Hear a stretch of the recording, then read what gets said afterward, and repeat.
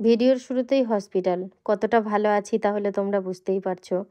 তো প্রথমেই বলবো, দুদিনের মধ্যে হসপিটালে থাকাকালীন আমি কোনো শ্যুটই নিইনি। ও যতটুকুনি পেরেছে তোমাদেরকে শেয়ার করেছে, আর দুদিন মিলিয়ে একটা ভ্লগ হয়েছে।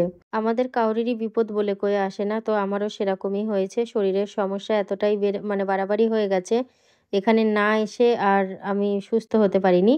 তো সেই কারণে ও আর মা দুজন আমাকে নিয়ে এসছে, আর ভর্তিও করা হয়ে গেছে।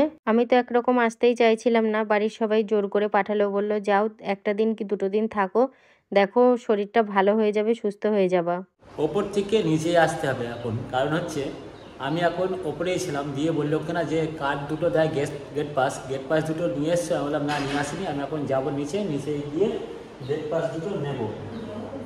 তা গেট পাসটা নিয়ে আবার ওপরে আসতে হবে, তারপরে আবার যাবো বাড়িতে। কারণ হচ্ছে অনেকক্ষণ আমি বেরিয়েছি, আর বাড়িতে ভাত বসিয়ে চলে এসেছি, সেটা সুন্দর হয়তো মানে নামাবে আজকে ভাত, কিন্তু আলু সেদ্ধ আর ভাত, এটাই যার সাথে এখন হসপিটালে ভর্তি করা হলো ওকে, কারণ স্যালাইন চলছে। আর কি হয় না হয় আমি তোমাদের সাথে যেটুকুনি পারি আমি তুলে ধরবো। এখন প্রায় 1টার উপর বাজে, সকাল থেকে আমি কিছু খাইনি, শুধু 2 কাপ চা খেলাম। ব্যাপার হচ্ছে কি, খুব চাপিয়ে আছি, যতক্ষণ পর্যন্ত সাথী বাইরে না যাচ্ছে ততক্ষণ পর্যন্ত চাপিয়ে থাকবো হয়তো। আর দেখি কতদূর কী হলো। ডাক্তার ডেকেছে, ডাক্তার আবার রাতেও দেখবে, দেখার পরে আমি যা হয় তোমাদের সাথে একটু শেয়ার করবো।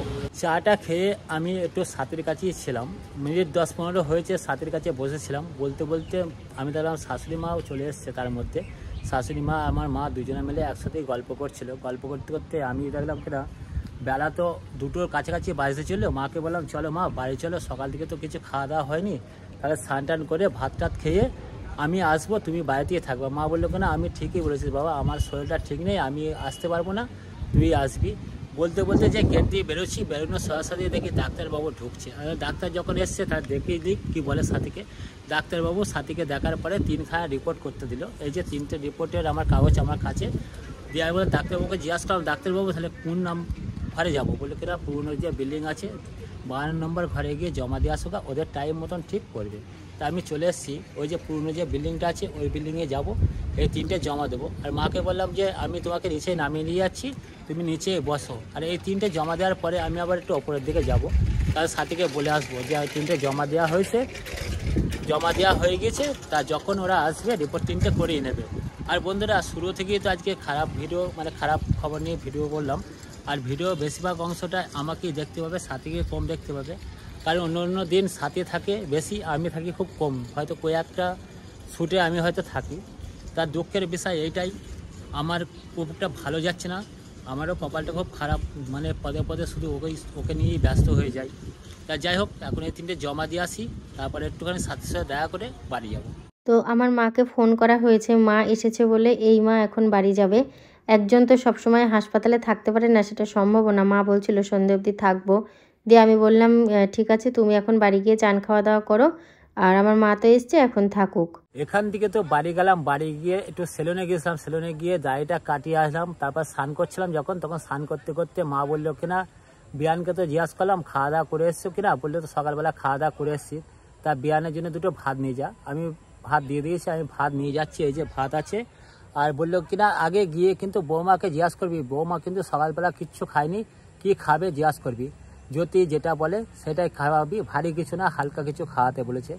তা যদি পারে সেটা ডাক্তারকে জিজ্ঞাসা করে নিবি তারপরে। তা আমি আগে যাব সাথের কাছে গিয়ে জিজ্ঞাসা করবো ও কী খাবে, কোনটা জিনিসটা খেলে ওর ভালো হবে শরীরের পক্ষে, সেটাই আমি নিচে থেকে আবার কিনে নিয়ে গিয়ে দেবো। শরীর খারাপের কথা শুনে সব দেখতে এসছে। আমার একটাই অভিযোগ, আমার বড় মাসি এসছে, ভাই এসছে, মাসতুতো ভাই, তারপরে আমার ছেলে এসছে, দেখতে পাচ্ছ এখন গল্প করছে। আমি একটাই অভিযোগ সবার বিরুদ্ধে দিচ্ছি যে তোমাদেরকে যখন বাড়িতে বেড়াতে আসার জন্য ডাকি তখন তোমাদের সময় হয় না। আর আমার এই অবস্থার কথা শুনে তোমরা নিজের কাজ ফেলে চলে এসেছো। কেন বেড়াতে যেতে কি হয়, আমি এই নিয়ে একটু বলছিলাম। আর সত্যি কথা বলতে শরীরটা তো আমার খুব একটা ভালো নেই, সেরকম হাসি মুখে জলিভাবে কথাও বলতে ইচ্ছা করছে না। বাবু, আমার মাসি, ভাই এরা বেরিয়ে যাওয়ার পরে আমার 2 ননদ এসেছিল, সোহিনীও এসেছিল। এমনকি সোহিনী প্রকাশ পরের দিন আমাকে দেখতে গেছিলো, ভিডিওটা দেখলে বুঝতে পারবে। তো যাই হোক, এখন একটু বিকেল বিকেল ভাব, আর বাইরের ওয়েদারটাও খুব একটা ভালো নয়। জানলা দিয়ে বাইরের দৃশ্যটা বেশ ভালোই লাগছিল যখন আমি একা একা ছিলাম। ওই বাইরেটা বেশি করে দেখছিলাম, ভাল লাগছিল। চারিদিকে সবুজ, কত গাছে আম হয়ে রয়েছে দেখা যাচ্ছে। আর সত্যি কথা বলতে কি বলো তো, আমার না এখানে একটুও ভালো লাগছিল না, শুধু বাড়ির জন্য মন খারাপ করছিল। বাবু এসেছিল, আমি দুপুরবেলায় যাওয়ার পর পরে দেখি কিনা, আমি ওখানে কিছুক্ষণ থাকার পরেই তখন দেখি বাবু এসছে। তা বাবুকে ছাড়তে আমি একটু ঘাটে গিয়েছিলাম, মানে আমাদের যে বড়াল ঘাটে, ওখানেও নৌকা পার হয়ে ওকে ওপারে যেতে হবে, তারপরে বাসে করে আবার ওর বাড়িতে যেতে হবে, তারপর কিছুটা আবার দূরে গিয়েও টোটো করতে হবে, ও যেতে যেতে আবার রাত হয়ে যাবে। তা ওকে ছেড়ে আমি বাড়িতে আসলাম। বাড়িতে এসে আমারও কিছু কাজ ছিল, সেটা হচ্ছে জামা প্যান্টটা ছাড়লাম, ছাড়ার পরে হাত পাটা ধুলাম, বোতলগুলো যে জল খায় সেই বোতলগুলো সম্পূর্ণ সব খালি হয়েছিল, বোতলে জল ভরলাম। আর জলটা যা তো আমিও ভরি, তার জন্য আর অতটা গুরুত্ব নেই, জলটা ভরে তোমাদের সাথে গল্প করতে লাগলাম। তা যাই হোক, আমি একটু সাথীকে বললাম যে বাবুকে এত তাড়াতাড়ি ফোন করার কোনো দরকার ছিল না, তো তুমি বাড়িতে যখন যেতে তারপরে ফোন করতে, ও ধীরে সুস্থে আসতে পারতো। দিয়ে বললো না বললে আবার কি খারাপ ভাববে, তা যতই হোক মা তো আমি। আর ঠিক আছে, ভালো তুমি ফোন করেছো, ভালো কথা। তা এখন হয়তো বাবুকে বললাম যে বাড়িতে আসার জন্য, বাবু বললো না আমি বাবা বাড়ি যাই, বাড়ি গিয়ে আবার পরে আসবো, আজকে নাকি ওর খেলা আছে। তা যাই হোক, আমি আবার 8:30 নাগাদ যাব, গিয়ে ডাক্তার আসবে, ডাক্তারে কি বলে না বলে শুনবো। আর কালকে আবার বেলা 10টার সময় আমি যাব। আর আজকে ওখানে আমাকে থাকার কোনো দরকার নেই, আমাকে থাকতে দেবে না। তা আমার শাশুড়ি মা উনি থাকবে রাত্রিবেলা, আর আয়া মাসি থাকবে, তার জন্য কোনো চাপ নেই। আর বাড়ি থেকে আমি দু একবার ফোন করে খোঁজ নেব কেমন আছে না আছে। এটা হচ্ছে বৃহস্পতিবারের সকাল, আমি বুধবারে ভর্তি হয়েছি। সকালবেলায় প্রকাশ আর আমাদের সোহিনী যাচ্ছে আমাকে দেখতে ওর মামার সাথে। আর এদিকে দেখো বৃষ্টি পড়ছে টিপটিপ করে, আর যেহেতু ঘর পরিষ্কার চলছিল ওই জন্য বাইরের কাউকে হসপিটালের ভেতরে ঢুকতে দিচ্ছিল না। আমি ওই যে হাত দেখাচ্ছি, জানি না তোমরা দেখতে পাবে কি, দেখা সম্ভবও নয়। আমি দেখলাম ও নিচে দাঁড়িয়ে রয়েছে, ওই জন্য ওকে আমি হাত ইশারা করছিলাম। একদিন বাড়িতে নেই, প্রকাশেরও মন খারাপ করছে, হসপিটাল অবধি পৌঁছে গেছে আমাকে দেখার জন্য। এমনি আমাদের বাড়িতে এসে সকালবেলা যখন প্রথম আসে আমার খোঁজটা আগে নেয়। আমি যদি উঠোনে না থাকি জিজ্ঞাসা করে মামি কোথায় গেল, আমি ঘর থেকে সেটা শুনতে পাই। বাড়িতে আসলাম, এতক্ষণ সাথীর কাছেই ছিলাম, কি হাওয়া দিচ্ছে গো। এতক্ষণ সাথীর কাছেই ছিলাম, সাথীকে ডাক্তার দেখলো, দেখে ছুটি লাগলো, ছুটি দিয়ে দিয়েছে। তা বেলা 12টার পর ছাড়বে ওকে, বেলা 12টার সময় ঘরের মানুষ ঘরে আসবে। খুব ভালো লাগছে। ও যদি বাইরে থাকে আমার কিন্তু মনটা বাইরের দিকেই পড়ে থাকে, যে কেমন আছে, কীভাবে আছে না আছে, এরকম চিন্তা আমি করি বিশেষ করে। আজকে যা বৃষ্টির সাথে হাওয়া দিচ্ছে, মানে কাঠের উনুন বলে তবুও একটু রান্নাটা সম্ভব হচ্ছে। আমি তো আজকে বাড়িতে থাকলেও গ্যাসে রান্নাই করতে পারতাম না, এত মানে জোরে জোরে হাওয়া দিচ্ছে। তো মা এই উনুনে, কাঠের উনুনেই ভাত বসিয়ে দিয়েছিল, সুন্দরের ভাত হয়ে গেছে সেই হাঁড়িতে। আর ও তরকারি রান্না করছে, তরকারি আমাদেরকে দিয়েছিল। মা ভাত আর আলু চচ্চড়ি বানিয়েছিল পরে। ডিম নিয়ে আসলে 4টে ডিম নিয়ে আসলাম, ডিমের অমলেট 4টে একসাথে করবো। মা বললো যে সুন্দর আলু ভেজে দিচ্ছে, আলু নিয়ে গেল। আর ডাল করেছে, পোস্ত করেছে, ওটা নাই, ডিমটা নাই রেখে দাও, রাত্রিবেলায় ভেজে ভাত খাওয়া হবে। কোনো ব্যাপারই না। হ্যাঁ আম আছে, ওগুলো সব দিয়ে ভাত খেয়ে নিতে পারবা। রেখে দাও। আমার হাতটা কি খোলা ফুলেছে। গতকালকে এই সময় থেকে আজকে এই সময় মানে কীরকম যে কেটেছে আমি তোমাদেরকে বলে বোঝাতে পারবো না। তবে এখন ভালো আছি, সুস্থ আছি। বাড়ি চলে এসেছি, স্নান করে এই ঘরে ঢুকলাম। হাওয়ায় দেখো এমনি গেটটা নড়ছে। জানলাটা খোলা আছে না? হ্যাঁ, ঠাকুর ঘরের গেটটাও লাগিয়ে দাও। তো ঘরে গিয়ে আমি মানে চেঞ্জ করে মাথাটা আঁচড়ে সিঁদুর পরলাম, দিয়ে ভাবলাম একটু তোমাদের সামনে আসি। তোমরা তো জানো একদিন না আসলেই মনে হয় কতদিন আসিনি তোমাদের সামনে। তো যাই হোক, খাওয়া দাওয়ার প্রবলেমের জন্যই সমস্যাটা হয়েছে। ঘরটারগুলো একটু হালকা পাতলা করে ঝাড় দিলাম। ও বলছে আজকে আর কিছু করো না, আজকে এই বেলাটা অন্তত তুমি শুয়ে বিশ্রাম নাও, ওই বেলা থেকে সমস্ত কাজ করবা। সমস্ত কাজ তো করতেই হবে, আর এমনি আমি পুরো স্ট্রং আছি, আমাকে বেড়াতে যেতে হবে না, ওটা মাথার মধ্যে আছে। তো তো যাই হোক, দেখো ফল তো আমি তেমন খাই না, এগুলো কালকে মানে কিনে দিয়েছিল আমাকে খাওয়ার জন্য। কেন তুমি একটা কলা খাবো, আমি একটা কলা খাবো, আর এর মধ্যে রেখে দিই। প্রচন্ড ঝোড়ো হাওয়া দিচ্ছে। হসপিটাল থেকে এসে কম্বল ফম্বল যা নিয়ে গিয়েছিলাম কিচ্ছু কাচতে পারিনি, চাদর কম্বল। ঠাকুর করে যেন কালকে ওয়েদারটা ভালো থাকে, কালকে সকাল সকাল কেচে দেবো।